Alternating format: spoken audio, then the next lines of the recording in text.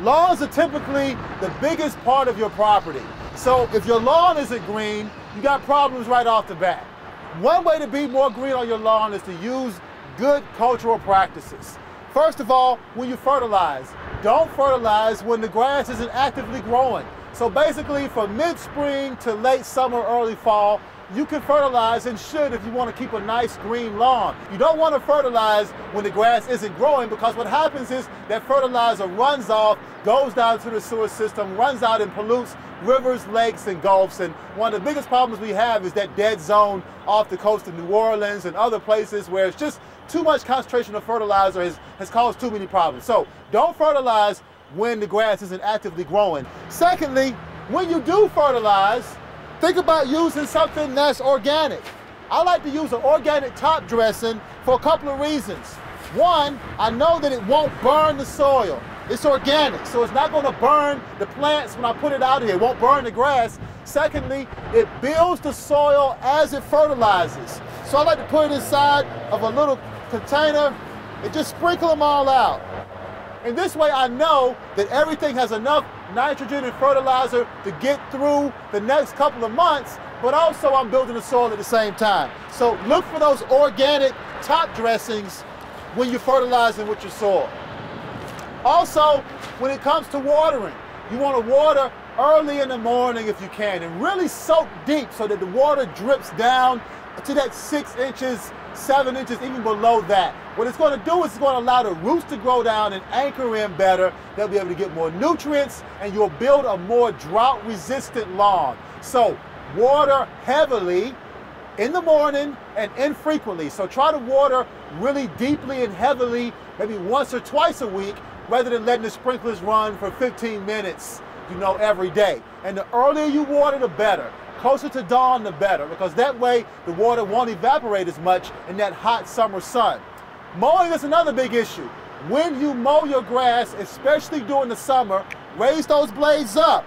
You should be mowing at least 3 inches, sometimes 3.5 inches. If you got some rise and fescues, up to 3.5 inches. That way, your grass is going to form a thicker canopy across the ground, block out weeds. You won't have as many weeds popping up. Also, it'll form a deeper root system and be a little bit more vigorous and resistant to funguses, diseases, and all those other things that can hit them. So, water early in the morning, mow higher, and occasionally you will have to overseed. You're going to find some bare patches occasionally. Like right here, we got a patch that's bare.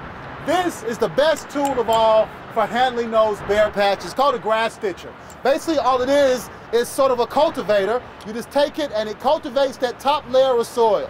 All it's doing is making little pockets right in that grass there. So now I got a nice good seeding bed, and I come through with an organic seed mix and just kind of sprinkle the seed down, and it falls right into the hole. Now, if I want to, I can follow that with another nice little roll, and now I know those seeds are at the proper depth. Could put some water on them, they'll begin to germinate, they have everything they need, and they'll fill this bare patch in pretty quickly. So you don't have to go through extremes to get things done. Usually the simplest way is going to be the greenest way and the easiest way. Now, but there are some problems with your lawn that can't be handled so simply. And that would be things like grubs or ant mounds or things like that. And for that case, I always want you to go with something that's Armory approved, because you want to try to keep your lawn as organic as you do your garden.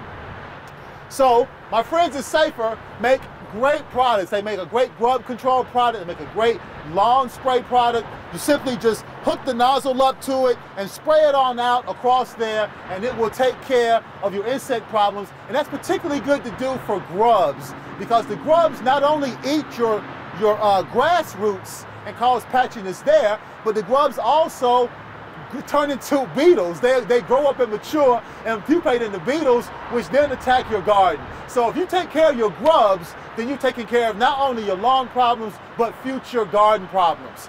Now, that's a lot, I know, but this is one of the easiest ways to be green and be effective throughout the whole your whole property, is to take care of your lawn.